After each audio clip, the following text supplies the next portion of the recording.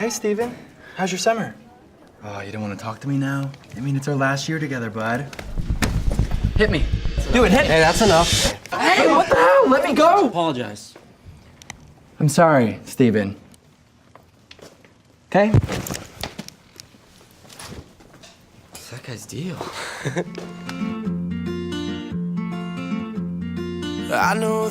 My character is Steven Toronto, and the movie opens up on the day he plans to commit suicide. This kid, Nick, who used to be his best friend when they were kids, ends up becoming the bully, and I think Steven is immobilized by it. My character is his bully, and it's so hard to be so mean to him because he's so nice and so loving and so, like, welcoming. The character of Clarence, who is this otherworldly kind of human who's traveled his whole life and then ends up coming to this more small community and doesn't understand the social norms of high school in America, which I think has always been pre-established for the film industry as well.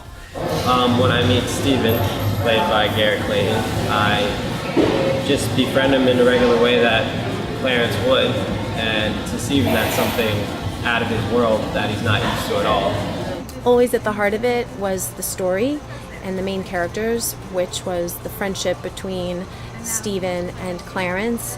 And what's cool about the story is you see where the bullying comes from Nick, of why he is the way he is. And then you see how Clarence comes in and saves the day for Steven, how he befriends him and how he protects him.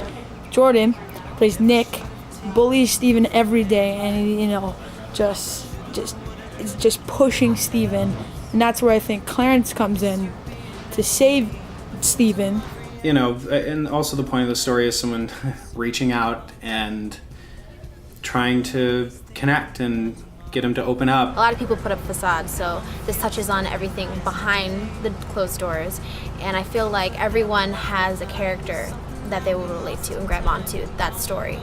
Personally, one thing we have in this movie, which is really wonderful, is the really strong, fleshed out, separate characters. And they're all so different and so unique that there is someone for everyone to relate to. Whether you're a friend of someone who's seen something like this happen, you are that person, or you're from the complete outside of the circle and maybe you can be the person who can make the change. And One person can make such a difference in someone else's life, and that is a story that I think so many people should know, how powerful kindness can really be and how selfless we all have to be in order for everyone around us to have a better life. It's a beautiful script, actually. I was very happy to have been offered the role because of the timeliness of the script and what's happening exactly in the schools today, in this country and really throughout the world. The bullying that kids go through, the lack of self-esteem as a result of that, and the lack of core confidence. Yeah, it definitely touches on themes of bullying and also being a bystander, which is just as bad. And more than bullying, it's about how somebody can come into somebody's life and make a difference. And I think it's going to touch a lot of people. It's a beautiful and important story. You can be the person to step up and be there for that person. And I hope people go see it just because I really love the story and it just really hits home to me. You're gonna get a sense of love and family and friendship out of this movie, on top of the hard-hitting topics that are relate to bullying and suicide. I hope audiences take away from this love, compassion, understanding, love, and respect for one another and yourself. I think audiences are going to gravitate to this film to see what are they going to do. It's a film about bullying. Yeah, it's interesting, but how are they going to handle this very delicate subject matter? And I'm hoping they walk away going, wow, I need to make sure that I educate my kids or the kids who see it. You know what? Maybe I need to think about what I do because, gosh, I'm a lot like Nick. Or, I don't want to ever be like Nick or any of the other characters. You just want to look at it to where you think reflectively. Like if you go into a movie and you're going there to enjoy it and you watch it and you walk out a better person or you're thinking differently, then we've done our job. What I would really love for audience and children, teenagers to get is that at any point in their life they feel alone or they feel like they don't have an outlet or anyone to talk to. I want them to really understand that there is someone who will listen. I really hope people see this film because it really shows the value of friendship and how a person's actions can make such an impact in ways that you don't know, you can't see.